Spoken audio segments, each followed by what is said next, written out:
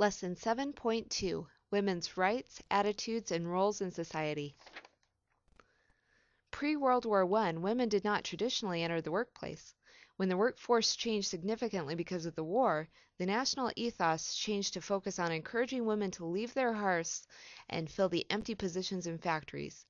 The well-known poster shown here of Rosie the Riveter is one example of propaganda at the time that encouraged women to join the workforce. During the 1920s, young women began to shed the old standards that their mothers lived with.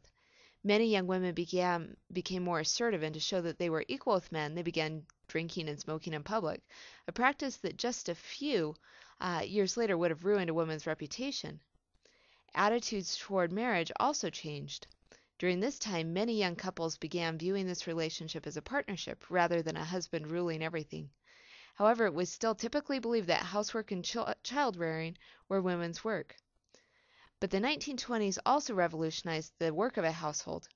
During this time, mass production provided ready-made clothes in the stores and much more pre-made food than had previously been available, like sliced bread and canned foods.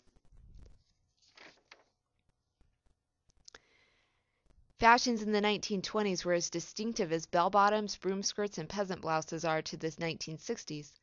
In the 1920s, the new freedoms women enjoyed, including the right to vote and more women in the workplace, also included the right to wear more comfortable underwear. No more Scarlett O'Hara fainting spells from too tightly laced corsets for them.